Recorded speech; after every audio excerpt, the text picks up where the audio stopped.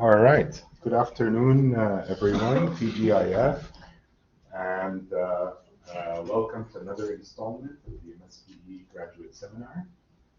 It's a true pleasure to introduce to you today our speaker, Professor Williams, who's visiting us from Kansas, where she is a professor and also the department chair of Chemical and Petroleum Engineering at the University of Kansas. Professor Williams is also the co-originator and director of the KU Biodiesel Initiative, which is really interesting. Are you going to mention? I will talk about it a little bit, yeah. Okay, yeah. And Professor Williams' research pertains to the design, development, and testing, I'm not sure if that's the right word, of alternative fuels, and also biomass and waste and conversion processes. So very timely and relevant to our interests. Professor Williams earned a bachelor's degree in chemical engineering at Michigan, Ann Arbor. Go Blue. Go Blue. My brother went there. And her doctorate from some institution here in Oklahoma, OU, in 99. Anyway, Dr. Williams, it's all yours. Well, thank you very much. I really appreciate it. It really is a pleasure to be here. This is my first time, not my first time in Tulsa, but my first time on TU's campus. And so, a fantastic campus and great facilities. And I've been very appreciative of the time that I've been able to spend with the faculty and seeing all you have to offer. So you should be very proud of what you have. So. I wanted to, you said I wear a few hats on campus, so the Biodiesel Initiative, I won't do any presentation or talk about that, other than to mention it really was kind of what started me into this path of looking at alternative fuels. And we've been working on that since 2007. We collect the used cooking oil on campus from our dining facilities. We process that and turn it into biodiesel, and then we utilize that in campus applications. So anything that's off-road, our lawnmowers, some construction equipment, generators, things like that on campus will run on the fuel that we produce. It's a completely undergraduate student-driven project, and so I have anywhere from 15 to 25 undergraduate students that work in a semester. Sometimes it goes great and they do a lot of fantastic things. Sometimes it's really slow. COVID had a really an impact on us because nobody was in the dorms eating, so we had no feedstock. So our students get a real life lesson in supply chain management and what happens. So, but what I want to talk today about is a lot of the work that we've been doing in really trying to convert waste and what we've been spending a lot of our time on wet waste to value. We started doing a lot of the work in algae, and I'll talk for the first part of the talk on some of the things that we've done with algae conversion and kind of where we're at and where we're going with that. And then I'll finish up talking about some of the very brand new stuff we've been doing with industrial hemp. And I think one of the things that I hope that you understand at the end of this talk, and I'll kind of highlight this at the very end, is that my career has gone in a variety of different paths, looking at a bunch of different things. And it's not because I can't pick something to study. It's just because of the fact that you learn something and then you're like, what about this? And what if this happened? And I'm curious about this. And my students, I will tell you that the thing that they probably hate the most and love the most is when I walk into a meeting room and I sit down and I said, I was thinking last night, and that usually is a bad thing for them because that usually means another year of school or a couple more projects that I want to work on, or I got this really crazy idea, right? And so I hope that you see that throughout this talk and that you take that away, that don't lose the curiosity, always ask the what if. I had this crazy idea is sometimes the best phrase that you can say because it may lead to something that's really exciting. Okay? Oh, the other thing that I would say is that I am not very formal. I'm a very informal person in the classroom. So if you have a question, just ask. If we only get through 3 slides, I'm okay with that. Don't feel like you have to wait till the end to ask questions. So if you don't understand something or you want to ask a question, shout it out, raise your hand, whatever. I want this to be informative and informal. Okay. So why we were looking at algae and what are some of the things that we really had to think about? We started really looking at algae kind of in the 2010, 2011 timeframe. And this came out, this roadmap came out a little bit later, so this is 2016. And when it came out, I felt really happy because it talked about the things that were important that we had been thinking about for maybe like the last 3 or 4 years. But the things that they really said in this that were critical were if you're going to use biomass, and in particular algae as a biomass source for alternative fuels, you really had to worry about water, and you really had to worry about resource management, nutrients, and in particular nitrogen and phosphorus. Because I can't just go to a reservoir, and I can't just intentionally populate it with algae, and I can't dump a bunch of fertilizer in there and make algae grow, and then try and say that I'm doing something that's sustainable for fuels, right? The other thing is that much like petroleum, right, higher value products, production, recovery, and being able to market those is going to drive the industry, right? And I always get the question, well, Dr. Williams, you're in the chemical and petroleum engineering department. Aren't you like selling out by trying to do alternative fuels? Because aren't you supposed to like petroleum? And what are you doing, right? Are you trying to ruin half of your department or get everybody in petroleum to convert to chemical, right? And the answer is no, right? And I tell people all the time, I'm not going to get on a plane that's operating on batteries going transatlantic for some time, right? Liquid transportation fuels are going to be around for a while. Petroleum is going to be around for a while. We need to be able to extend those resources and look at a variety of alternatives and a variety of energy resources, right? And I'm sure your department's talking about energy transition, right, and what that looks like, okay? So I'm not a sellout. I'm not trying to get rid of my department, right? But I do think that there's some things that we can learn and that we can apply to this space. So what we were looking at is utilizing wastewater. So we literally went to our local Lawrence wastewater treatment plant. We put some tanks at the back end of the wastewater treatment plant. So after it came out of the second clarifier, before it would go into the river, we passed that water through these tanks, and then we just said, let's see what would grow, right? So we exposed it to sunlight, we exposed it to atmospheric CO2, we didn't pump in any additional CO2, we didn't do anything really special to the tanks, and we just let grow whatever would grow. Because the idea for us is that if we're going to do this as a sustainable solution, I can't control and say what grows in Kansas is going to grow in Tulsa, and it's going to grow in California, and it's going to grow in Arizona, and it's going to grow in Michigan. Right? In each one of those places, different populations of algae are going to grow. So I, as the scientist, have to be able to accommodate and use that. I can't try and force something to grow that isn't naturally going to grow. Because if I do try and do that, and something happens and I lose my entire culture, I now have lost my entire stream. Right? So rather, let's work with what's naturally going to be there. Right? Now, we did do some special things to try and help. We added fish to our tanks, so the fish actually would swim around. And I have to give the caveat, no fish were harmed in the experiment. Right? We captured them at the end of the year, and we let them go back into the wild. But those fish actually acted as our stirring mechanism in our tank. Right? The fish actually secreted in our tank, so they added more nutrients to our tank. Right? And so we utilized the ecosystem to actually try and help with our biomass production. But this was the concept that we came up with, and we would end up with about 18 or so different species of algae in our tank. Natural populations, a multi-population or multi-species system. So then we said, okay, how do we process this? Our algae's wet. If I actually have to take that algae and dry it all the way down to something that has no water content, that's expensive, right? It's going to cost a lot of energy, and it's going to be really expensive. So how can I process this algae in a way that I can utilize the water that it's grown in?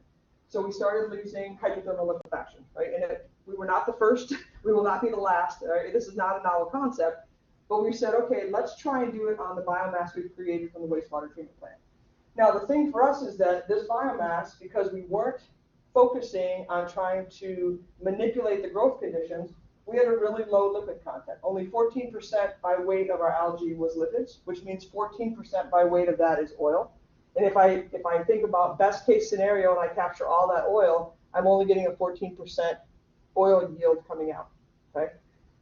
It had a high ash content. About 20% of that was ash. Right? So when we did this process, we basically mimic what happens under the ground.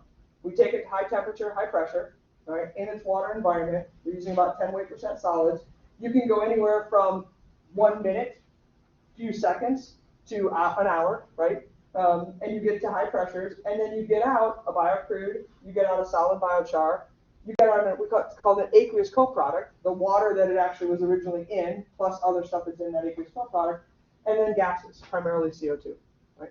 So this is kind of the process that we started looking at, and we wanted to try and understand what this feedstock, what our multi-species feedstock looked like in this process. Because most people that are doing this would grow algae as a single strain in a pure culture. They would get it, they would dry it, they would add DI water to it, and they would process it. And they're like, hey, we're getting like 40% yield, we're getting all this great stuff, a very low amount of ash, but they weren't processing it in the water that it actually was cultivated in. Right? So that's an extra step from an engineering standpoint. So if you look at your product yields, now the control, basically that bright green bar, is what would happen if you didn't do anything to it. You just put the algae in there and tried to extract the lipids, right? That's about that 14%. So after hydrothermal liquefaction, you actually get like 45% or close to 45% oil yield, because the proteins and the carbohydrates and the lipids of the algae actually break down and form biocrude and a variety of hydrocarbons, much like petroleum crude, right, in terms of your product. And again, we were getting this 20% ash, which was really unique. A lot of people were seeing only maybe like 2% or 3% solids. We're getting over 20% solids. And so we started kind of trying to ask ourselves why. And I'll tell you what actually happened was the first time my students brought me this, I said, you must have made a mistake. Because nobody else in the literature is getting 20% solids. So therefore, we probably have done something wrong. Did something fall in the reactor as you were like putting it together, right? Go back and try it again. And they did it again, and they did it again, and we kept getting the same thing. So then we're like, okay, it must be something unique about the way we're getting our biomass that is causing this, right? So I'll talk about the oil first, and then I'll talk about the chart after that. So our oil, if I look at a Van Crevelen diagram, so I look at the hydrogen-carbon atomic ratio versus the oxygen-carbon atomic ratio. If I'm interested in something that's really high quality, I want a low oxygen to carbon atomic ratio, right? I don't want a lot of oxygen in my crude, and I want a high hydrogen to carbon ratio, right? And so if I look at the dots, right, this is light crude here, this is heavy crude here, right? These are some other algae are there. This is coal here. This is our material. So we were actually able to reduce the oxygen content of our crude to somewhere around 4 to 5%. While maintaining a high hydrogen content, which was really unique. And so we thought, well, maybe there's something about that ash, that char that nobody else is seeing that's resulting in the ability to do that. Okay? The other thing that we did was we looked at different types of algae. So we did a macroalgae, so the really filamentous kind of stringy algae that you see in a pond, right, versus microalgae that's really hard to harvest. And we compared those in the reactor. And so on this side is the macroalgae, and on the far side is the microalgae. And you can see that the oil properties are inherently very different if you look at the macroalgae versus the microalgae. And the macroalgae actually would flow a lot better than the microalgae did. Right? So we know there's differences with the types of algae, and it's hard to see here, but this is almost like a light amber color, like an orangey color, and this is really dark, right? So the oils themselves are very different, which we thought could have been due to the structure, that filamentous part of the algae. And that'll lead into a little bit later about why I wanted to look at some of these things like industrial hemp and some other types of materials. Okay. So we started looking at kind of this biomass, and we said, okay, with our biocrude, if we were to do this at a wastewater treatment plant, where we were doing 12 million gallons a day of wastewater treatment. That's the Lawrence wastewater treatment plant. That's a typical size for a community like Lawrence. Lawrence has about 70,000 to 100,000 people, depending on if we're in school session or in the summertime, right? But that's about the size. So if I did that, I could get about 10,000 kilograms of algae a day that I could harvest from that plant, right? And if I processed all of that, I could get about 18 barrels of crude oil a day coming out of my wastewater treatment plant. Okay. For those of you who are in the petroleum area, like what's a typical field producing, right? What would a barrels per day be that would excite you? Yeah, not 18. right. That number right there, there's not enough digits in that to be exciting. But if I think about a wastewater treatment plants are driven by regulation, right? I do everything at the wastewater treatment plant because the government tells me that I have to. I have to meet this certain limit. I can't put this much nitrogen, or I can't put this much phosphorus, or I can't put this much whatever into a stream. So it's a regulatory industry. Everything that I do is based on that. So if I go to the wastewater treatment plant and say, hey, you could make 18 barrels a day and maybe some other things, and you could sell that, I now have an industry that has been based on regulation that now has some revenue. Okay, so there's some excitement from the wastewater treatment plant because they're like, that's not a huge number for the petroleum industry, but it is if I can sell it and make money. Because now I can add new technology to my wastewater treatment plant or do something else because I have the chance to make revenue.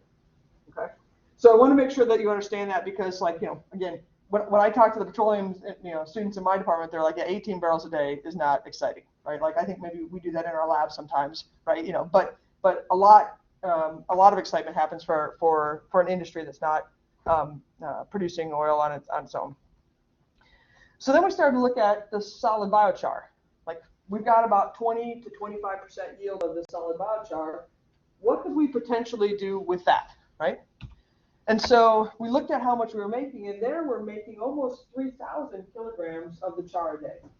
Okay, and so what might be our potential opportunities in that space, and what could we look at using it for, and what is it, right? What is it made of?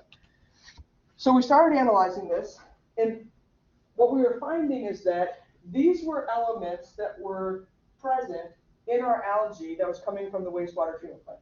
So calcium and phosphorus, some sulfur, magnesium, potassium, but primarily calcium and phosphorus.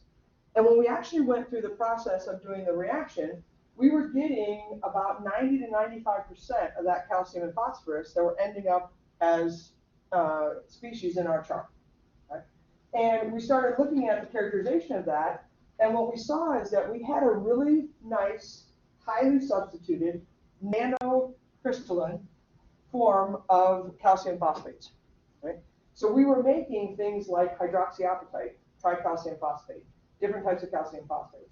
And you can see the structure of those were very crystalline. And in some cases, we had beautiful, like, flower-shaped structures that we were making, depending upon the time of the reaction and the reaction condition. Well, why does this matter, and how are we making it, and why we're getting it? Because most everybody else that was doing this process was seeing all of their phosphorus end up in their water phase. So after the reactor, you have that crude, you have the char, you have water, and you have gas. That water phase has a lot of nitrogen and a lot of phosphorus. And we were one of the first to kind of show, hey, you can capture that phosphorus in the solid phase, which now lets me separate the nitrogen and the phosphorus into two separate phases and gives me more flexibility in what I can use it for. Okay? So we started looking at why this might be happening. And this is a video that shows the impact of pH. So when we're doing our wastewater treatment, the algal ponds that we're growing at are at a pH of about 10.5. When that pH gets high like that, what you see is, this is a tank that we had in the lab. As soon as you get the pH to about 10.5, it autoflocculates. Right? The algae actually comes together, flocculates, and then falls to the bottom of the tank. Well, when it does that, it actually precipitates out the salts that are in the water with the algae. So calcium and magnesium salts, calcium carbonate, magnesium, calcium phosphate, different things. And all of this, now that's being put into our reactor, has these salts that are also in there. So when I put those salts into my reactor, that calcium and that phosphorus come along with my algae. I take it up to high temperature and pressure, and I'm making this inorganic material inside of my reactor. Okay? So as I started to look at this, now I want to think about, well, where's everything coming from, and how does it happen? What's the mechanism of how it forms and everything else? Okay? And what we found is that calcium's coming from the organic phase, right? There's also some phosphorus that's in that water that may be organic. But there's also phosphorus that's in our algal cells, right? The DNA, the lipids, phosphorus storage. So it can come from a variety of these different places. And how do I know what's leading to what? And can I, even more so, control what's leading to what? Can I make calcium carbonate intentionally? Can I make hydroxyapatite, or can I make tricalcium phosphate based on where this starts from? Okay, so that was our hypothesis, is that we wanted to be able to control what we made based on whether or not the phosphorus was inorganic or organic. Is it starting out in the algal cells, or is it actually in the water? Okay. So we did a bunch of different studies, and I'll show you just one or two. But we were looking at, in this case, the impact of growth conditions. So as we're growing the algae, algae has this growth curve. It starts out initially in this lag phase, then it exponentially grows, then it gets to a stationary phase, and if you let it go too long, it goes to the death phase. Okay? So if I harvest the algae at different phases along its growth curve, could I change whether or not that phosphorus was inside the cell or outside the cell? Okay. The other thing that I want to look at is if we have a pond that is nitrogen limited, or if I have a pond that's phosphorus limited, can I also change what's happening with that? Okay, and change my biocrude and change my char. Okay. I also want to look at if I change that calcium to phosphorus ratio, what happens? And we partner a lot with environmental engineering. We have actually a greenhouse on the top of our engineering building where we can grow all of our algae in a greenhouse. We can harvest it upstairs, take it down to my lab, run the test and reaction. We can generate fuels, and we have an engine test cell across the hall that we can run all our fuels in the engine and look at the emission profiles and engine performance and everything else. So it's a very integrated space. Yeah, sorry for the yeah. What are the salinity or temperature of this on your experimental conditions? So in these cases, they were grown in the greenhouse. All of that was controlled, and I don't have, I don't know on this particular set of runs what it was, but I can. Oh, the range. You can give me the range of the temperature range and the salinity range where algae can grow. Yeah. Or even pH. Yeah, so the pH, normally our pH is a little bit more on the basic side because of the fact that you have carbonate in there, right? You go from anywhere from 6.5, maybe up to whatever. 10.5 is where ours are growing because we're not controlling for pH. If we were trying to do it without controlling for pH, we would add to that to keep it down lower. So those harvesting happens, when we harvest it, we intentionally let it go to 10.5 or put it at 10.5 to harvest it. Before that, it's below that, right? Above that, if you're going to drop it out and flocculate it out. Temperature, it's in the greenhouse, so I would say it's warm, right?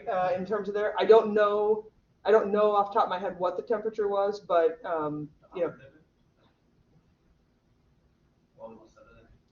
I'd have to look and see. I mean, it's a typical greenhouse kind of atmosphere, so.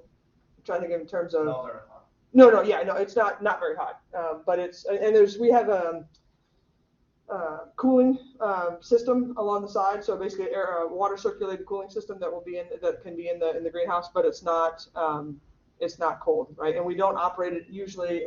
We can grow it in the wintertime, but mostly in the growing season for us, especially at the wastewater treatment plant. We'd start it up in March. They would be open to the atmosphere.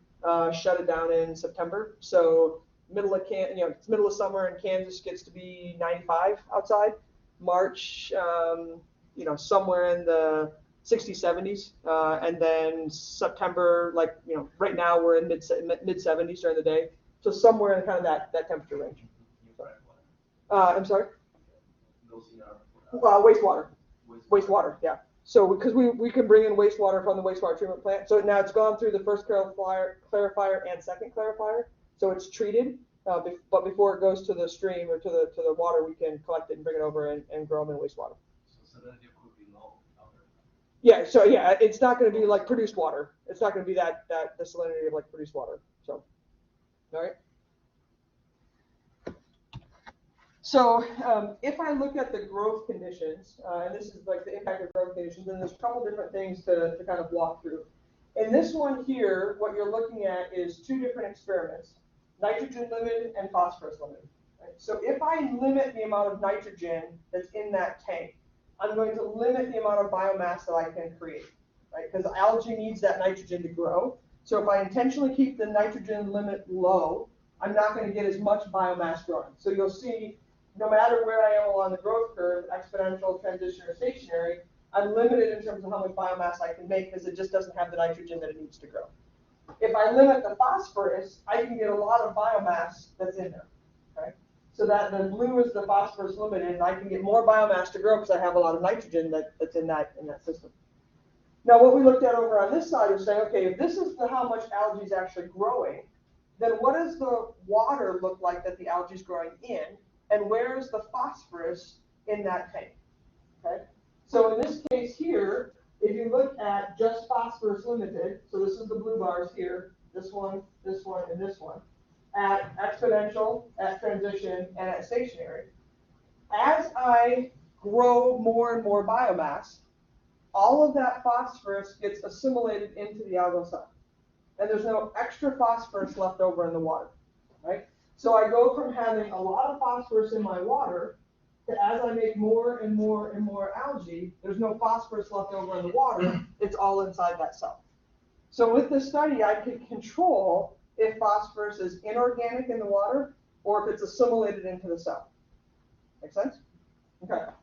So the reason why that's important is because now I can look at it and say, what happens to my material when the phosphorus is outside in the water as inorganic or inside of the cell?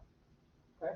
And what this does, so this is the same thing that I showed on the last slide, so you keep that in mind. What this does is this is called X-ray diffraction. So I'm looking at the crystal phase of the char that I make after I come out of the reactor. Right? So I do the reaction, I do the hydrothermal liquefaction, I collect all that char, and then I analyze the char.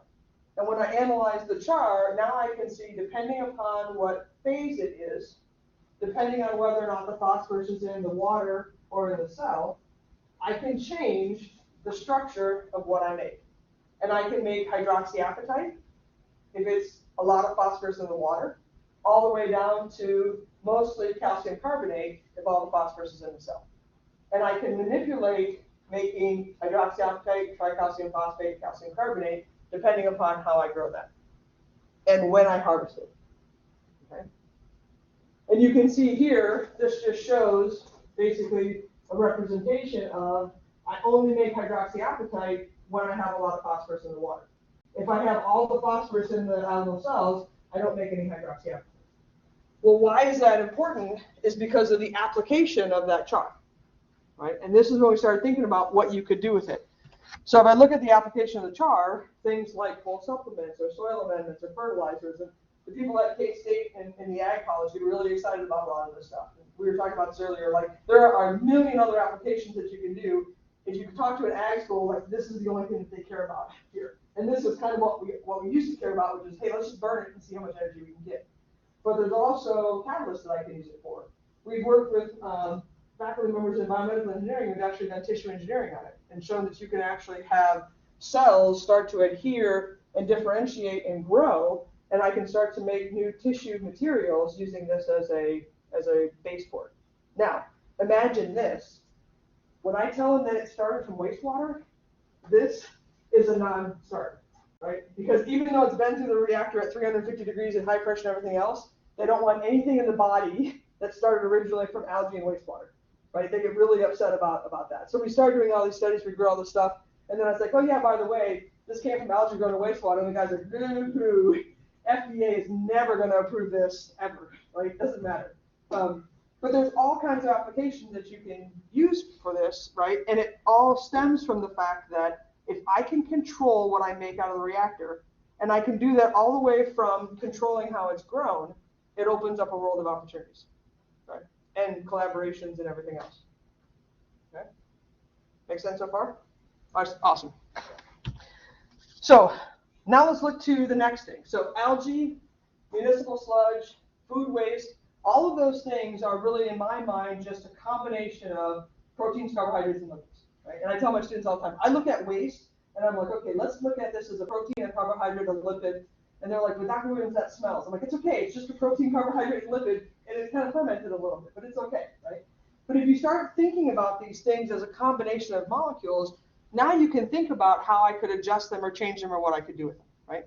And so I got really excited at branching into a new area, and that's with industrial hemp. And industrial hemp now is no longer protein, carbohydrates, and lipids. There are some proteins in there, but now it's lignin and it's cellulose and hemicellulose, and it's a whole different world of molecules that you can convert.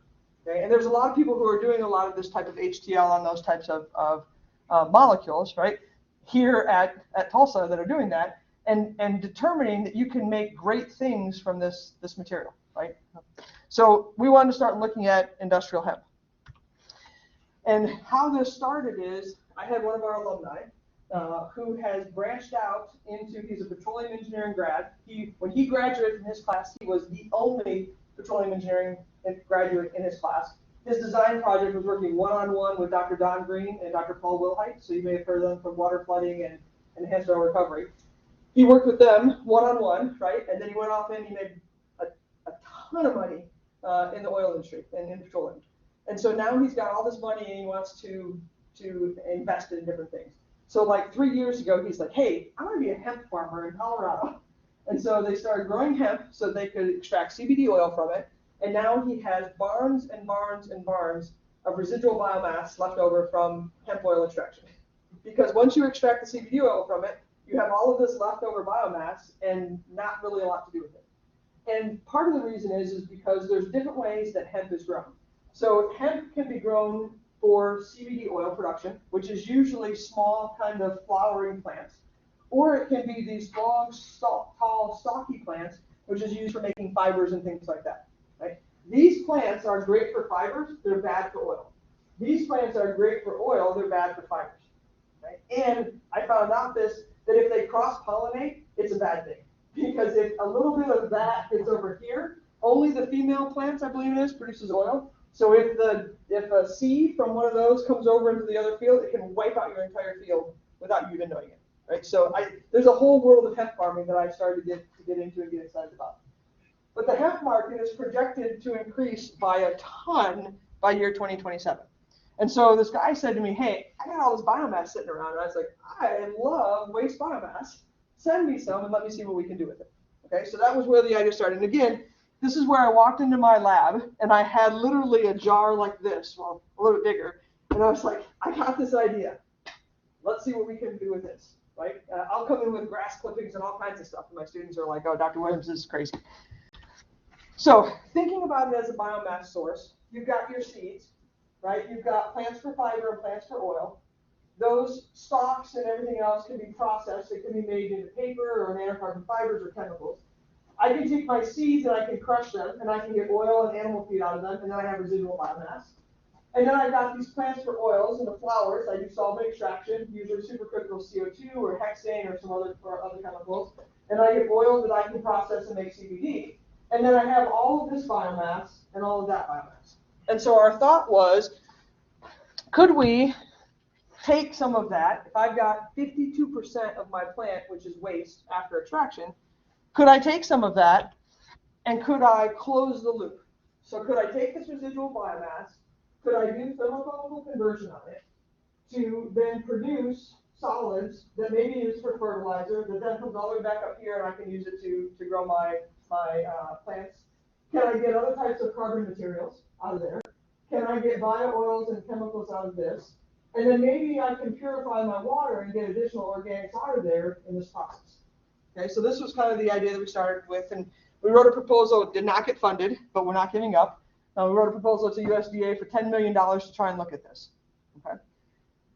The problem is that my student said to me, Dr. Williams, this biomass here, right, is dry. Algae was wet. That's why hydrothermal liquefaction worked, is because it was a wet waste. This is a dry waste. And in Kansas, water is a hot commodity. You don't have a lot of water sitting around. And if I go to the farmer and say, I want all of the water that you're going to use to grow your crop to put into my HDL reactor, they're going to laugh at me, right? So what do? Well, can I look at using water or co-solvents or something else that would be waste to process this? Okay? One of the places that we're looking at is our biodiesel production facility. We make a lot of waste glycerin as a co-product of our biodiesel production facility. We also have a lot of waste water that comes out of that process. And plants right now that make biodiesel take their wastewater and they mix it with their glycerin to make a mixture that is pumpable, and then they sell it or try and get rid of it because they have so much of it around that they don't want it.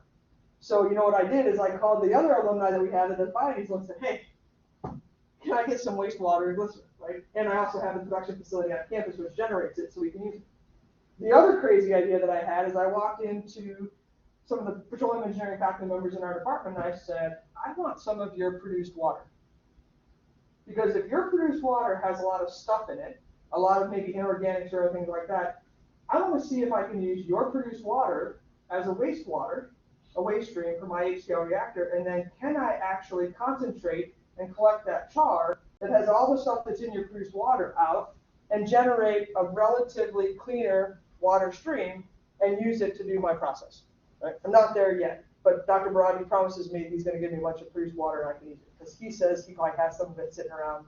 There's probably some that I can have access to. Okay. So this was the idea. Now, are we still doing okay time-wise? Okay, great. So, unlike algae, industrial hemp is dry.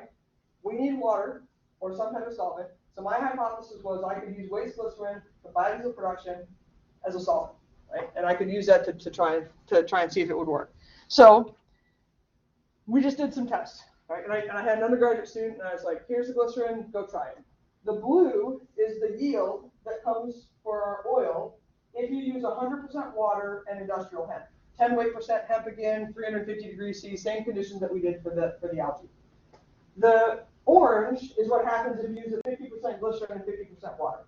So we have a significant drop in our oil yield and a significant increase in our char yield at 350 degrees C. And if you decrease the temperature, I would expect that would be even more dramatic.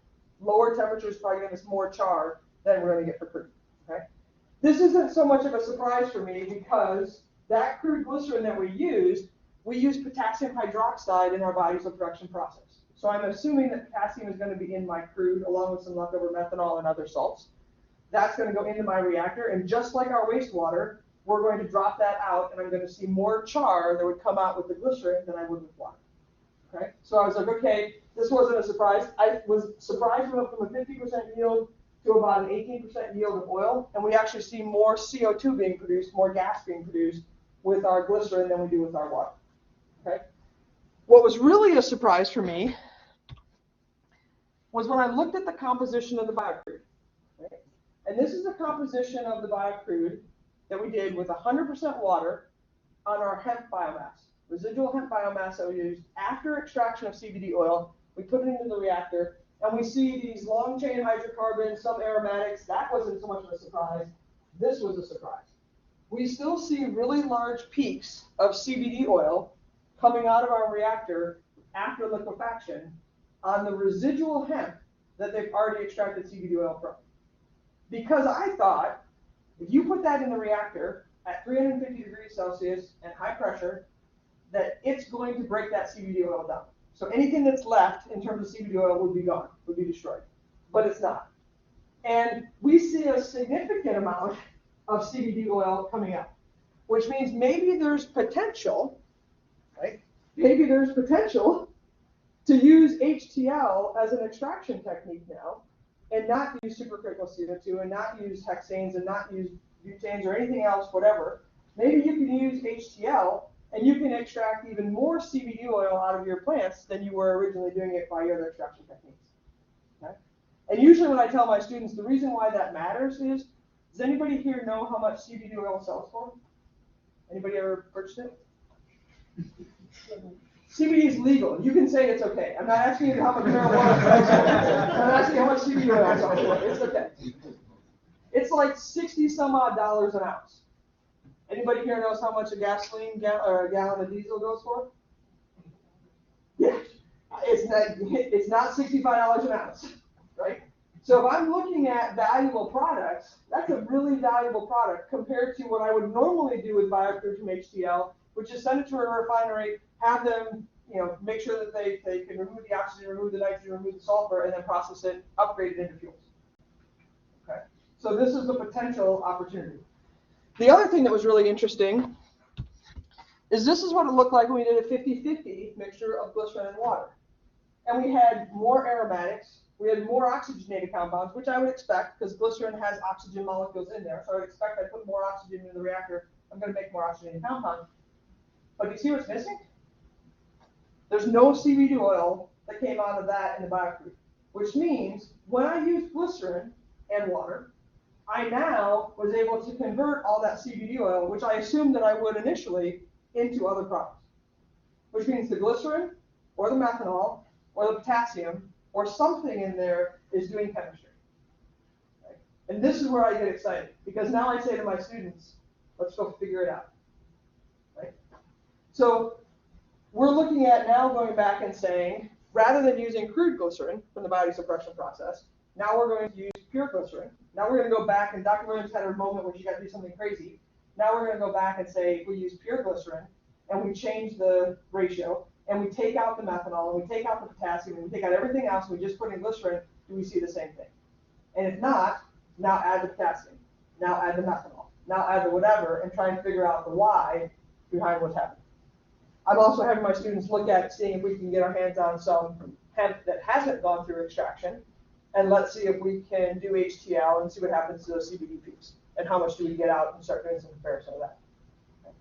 The hard part is that if you haven't worked with industrial hemp before, which I'm assuming most of you have not, it is very challenging because the fact that they are very concerned about what's called the THC levels. And the THC levels are the hallucinogenic part of hemp that makes it marijuana, right? So if you get above a certain level, that field is what's called a hot field, and you can't harvest it. You actually literally have to burn the field because it's illegal. So when you're dealing with farmers, depending upon the day that they go to harvest, they may or may not have a field that's legal. So they watch it and watch it and watch it, and they may harvest it on this day and it's fine, and they wait one extra day and they have to burn their entire field. Yeah, it is like painful, right? Yeah, right? So there are a lot of people who are like, it's too risky, right? And what's even crazier is that the way that they actually measure for THC is they'll take their little sample and they'll do an extraction and they'll shake it and they'll see if they have oil, and they don't necessarily have the capability of differentiating between THC and CBD.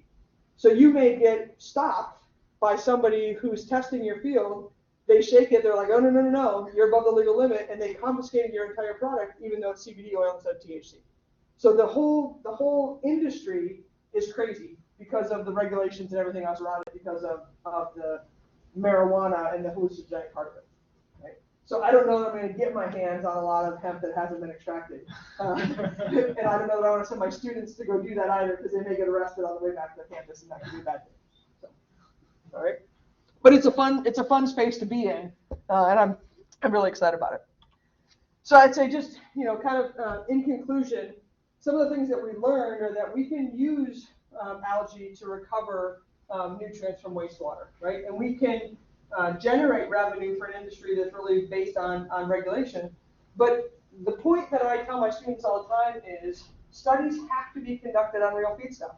Because we won't see some of these issues, and we won't see some of these problems, we won't learn some of these things if we don't understand the impact of the residuals, right? The impurities, the extra things that might be there, right? And model studies are awesome, and they give us so much information about mechanistic studies and everything else, and it's critical that you partner and pair with people who are doing those studies so that you can understand things, right? It's really important that you do the computational modeling and the experimental, because if you don't, you miss a critical part of what it is that you're doing. And trying to understand how they work together. Right? And then I can manipulate, or we can manipulate growth conditions to be able to tune the products. And that's the part to me that's really exciting. Right? When we can start to create tunable products, I get really, really excited about that. Also, the industrial hemp, we can do thermochemical conversion on it, that the CBD oil is still present after extraction. And I think this is something that I think is a really exciting part of the work, and offers opportunities for us to be able to potentially extract more material. And that the crude glycerin can be used as a co-solvent, and I think again there's lots of questions that are being brought up by that work. So from a research sponsor standpoint, we have a lot of funding from campus activities, from Department of Energy, from Science Foundation. We did a study using our algal biofuels trying to make jet fuel. So we had some work from NASA, the city of Lawrence. There's lots of people who have been involved in this, and I would say probably most important is the students, or are the students who work on these projects. And I actually had a slide where I started to put all the grad students, all the undergrad students on there, and I felt bad because their names ended up being like this big, and I thought it was not doing them justice, right? And I think any of us would say we would not be in the position that we're at without the exceptional minds that come to our institution and work on our projects. And most of the time, our ideas are fueled by and come from collaboration with our students. And so nothing that happened here, other than maybe me saying, hey, let's try some industrial hemp, would have happened without my students that are working on these projects, right? And so that's really important that you understand that they are the thing that's most valuable in terms of my research. And I guess I'd leave with this idea that you should never stop being curious, right? Keep asking questions, keep saying what if, keep saying I have this crazy idea. You too may one day end up on a billboard. This is one of our undergraduate students that was working in the lab. It just is really, it really is awesome. We are in a position at an institution and at universities to change lives and do things that matter. And we only do that when we ask questions and really keep trying to be curious. So with that, I would be happy to answer any questions that you might have.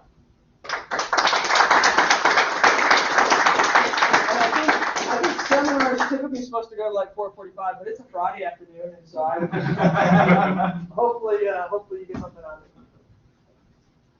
Yeah. So first of all, thank you very much for the presentation. And my question is about, so after you produce, you set the example of the person. So you produce a CBD and you have 52% of the waste, and then you did the thermal conversion, right? And you notice that there's a CBD molecules. Yes. And do you know how much?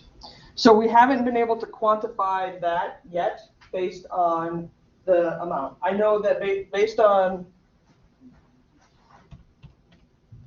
the GC profile, it's a substantial amount, but I haven't been able to actually quantify it because I didn't have any CBD oil standards to be able to quantify how big that peak was compared to everything else. But I do know that it is a substantial amount based on everything else and what we've been able to quantify for these peaks. Yeah. So because these are the CBD oil peaks that are there. So, and usually we don't see anything like that. If you look at, so this, for instance, is typically, right, so these molecules here are typically like the ones that were really small on that other slide. And my guess is that when we're looking at this process, right, and one of the things that we were really interested in is this right here. So right now there's like, you can use supercritical CO2, you can use hexane, you can use other types of solvents. And really depending upon who's doing it and kind of what their technology is, they use different things there.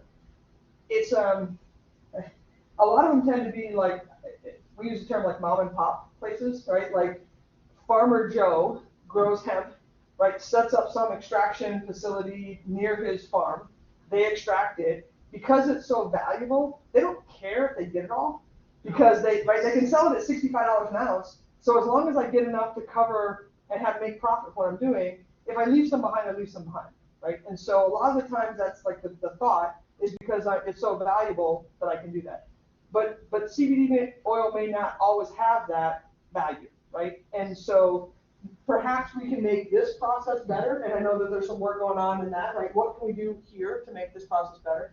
I was really interested when we first started working on the project. I didn't expect there to be any, when I saw this, I was thinking biocrude. I wasn't thinking CBD oil, right? I was interested in, based on this process, what of this comes along here? So if I have residual hexane on my biomass, will that hexane help me in my HDL process? Or can I recover some of that residual solvent so I'm losing less solvent because it's ultimately ending up being a chemical that I can use? I wasn't expecting CBD oil to be there, but I was expecting that there might be some differences in what this looked like depending upon what I did here. Okay? This step here is another thing that we're really interested in, and it's an area that we're looking at with the algae as well. Depending upon what biomass I use, I can have up to about 25% of my industrial hemp be protein, right? And so if I can actually put a step in here that has protein extraction, I can get this protein. Now maybe I can sell this to Hill's Pet Nutrition or someplace else, right? Where now they want to use protein for animal feed.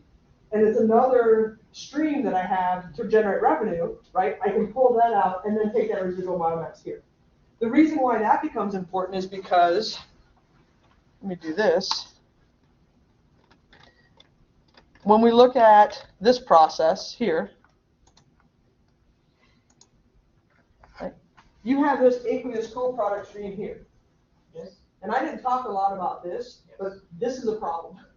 right? And I didn't avoid talking about it because it's a problem, but it's a talk in and of itself. Because when I put a biomass into this reactor and I make these things, this has a lot of hydrocarbons, some oxygen in it, maybe a little bit of sulfur if there's some, but generally not. This, I told you, was a lot of inorganics, right? Some nitrogen, a lot of carbon and hydrogen on the outside because there's residual crude that's on there. This has almost all the nitrogen. So algae has nitrogen that comes with it. All of the nitrogen ends up here with some carbon and some other material. So if I try and recycle this, so what a lot of people do is I'm going to take this, I'm going to come back here, and I'm going to grow algae in it, right? And do that. That actually kills my algae. It's so toxic that I can't grow algae in it. So how do I make this less toxic?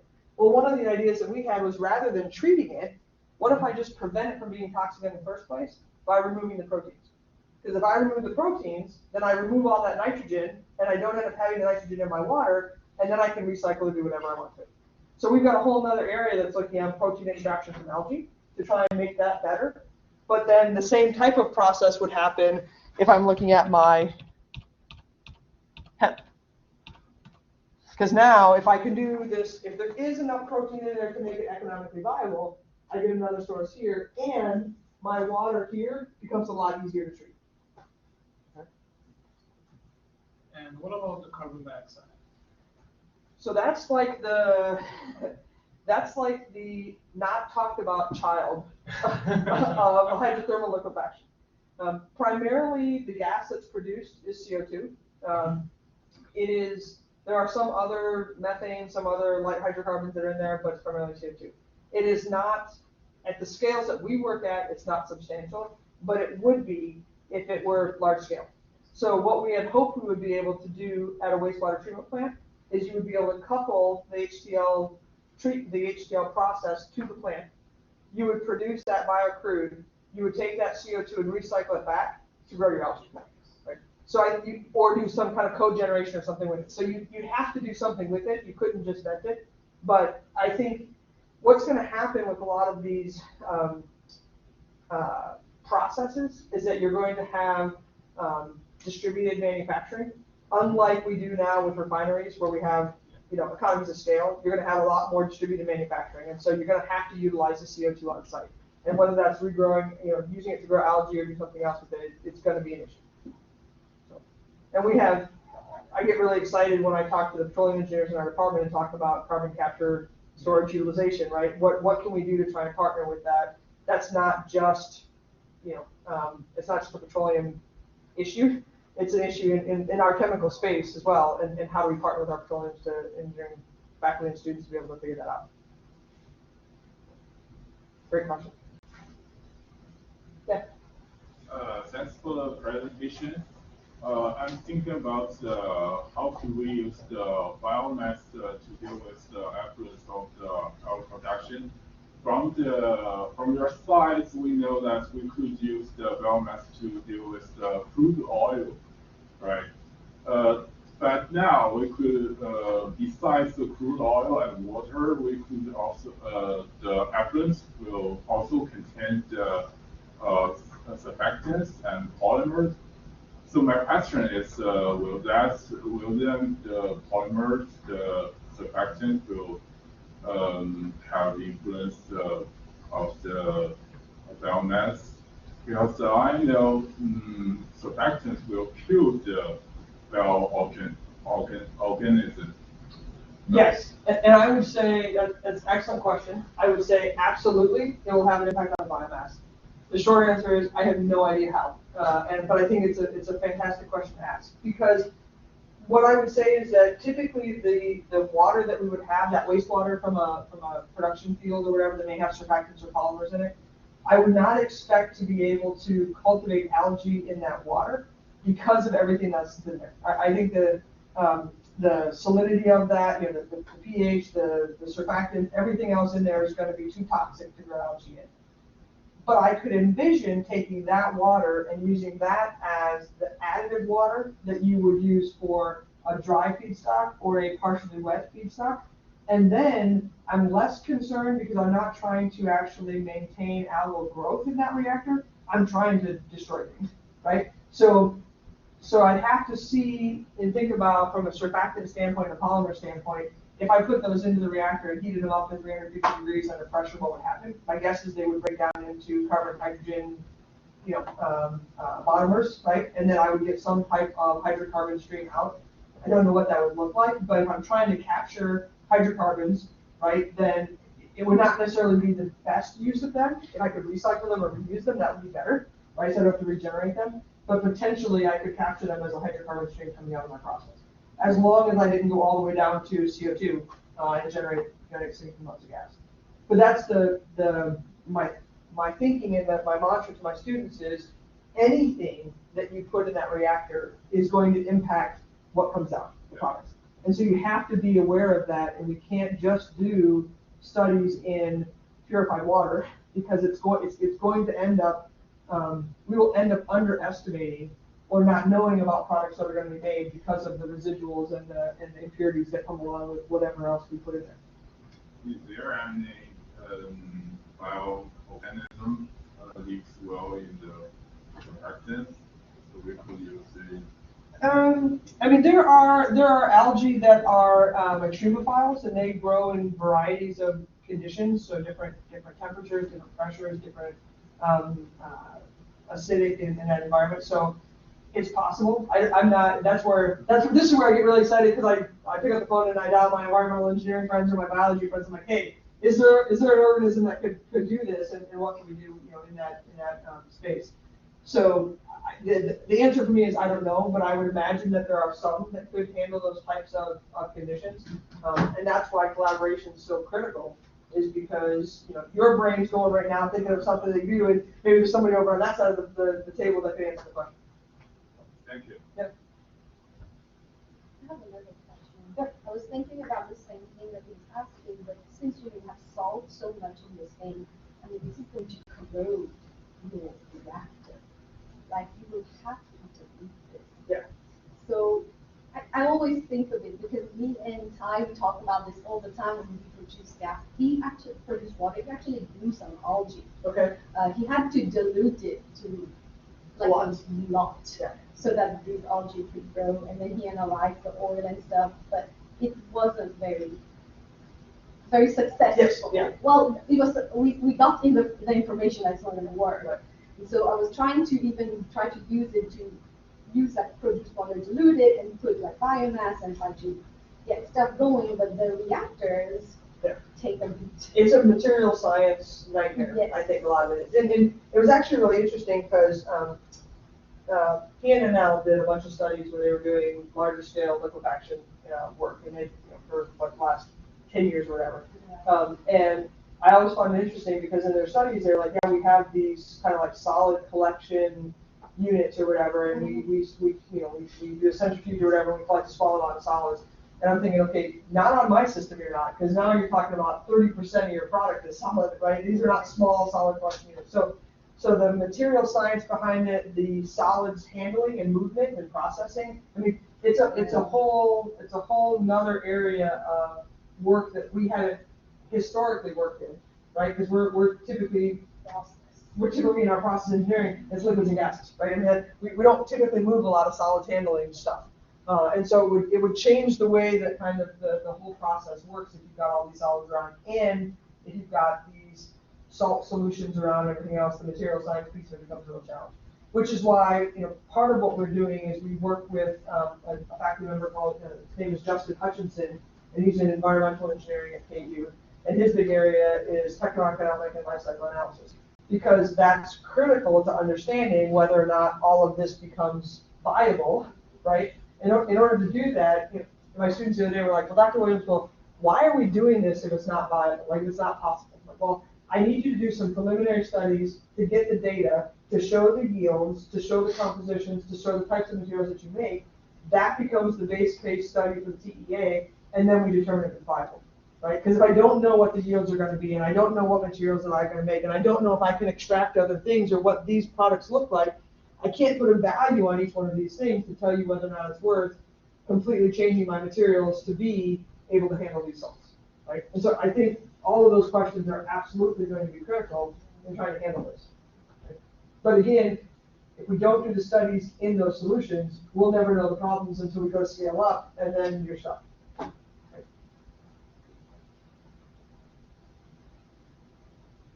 Questions?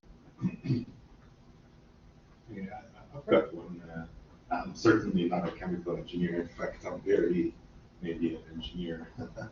But you know, with those processes, particularly moving to scale, you know, is variability going to be an issue? I'm imagining waste stream feedstocks processes are going to be temporally, you know, quite variable, maybe even spatially if things are decentralized. You know, so how you know, is that going to be a challenge, and how is that going to be addressed? Yeah, it absolutely is a challenge, and you're right. You know, region to region and time to time. We actually had written a grant to try and look at specifically temporal changes. We're looking at using manure and from feedlots, basically in Kansas. And depending upon the time of year, the moisture content of the waste from those feedlots changes dramatically. And you also can have it change dramatically based on day to day if there's a lot of rain, right? Because if I have a feedlot that's sitting out and I have this waste that's outside, and now I get 3 days worth of rain, my moisture content just went through the roof compared to what I'm used to, right? So all of those things are perturbations to the system, right? And the resiliency of what we do is going to be very critical to some of those things. I really think that we are not going to have a cookie cutter process that you use in Arkansas or Missouri or Oklahoma or Michigan or whatever. You're going to have kind of this concept, and then depending upon the feedstock and depending upon that region, some of these things are probably going to change.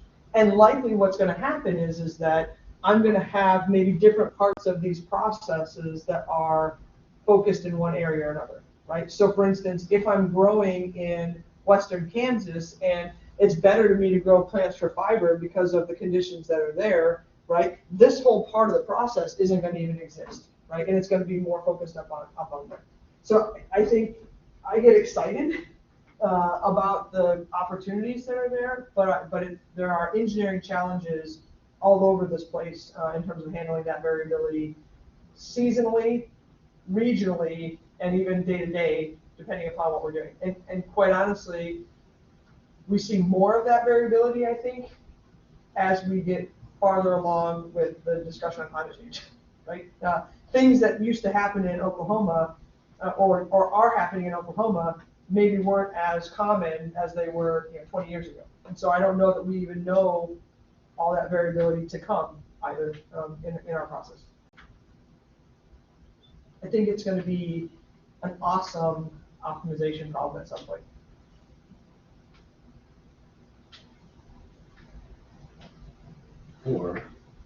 Or you go for the extremely valuable value stream, you know, like CBD. Yeah. And then, because of all of the offshoots, it's easier to control when there's one value stream. Yeah. If this becomes really valuable, this doesn't even happen. There's no point, right? In doing that. And so that's why I think, one of the things that was really funny is that when I showed that chart before where I had all the different things for hydroxyapatite, and we had fertilizers and soil amendments and catalysts and tissue engineering, I decided I would try a project, and I went to our business school, and I said, okay, I've got this concept, right? We have this product, and I would like the business school students to evaluate where we should spend our money in research. Which products should we be looking at, right? And they spent a semester basically doing a market analysis, and they came back and they said, Dr. Williams, give up tissue engineering, don't worry about catalyst, fertilizer is where you need to go.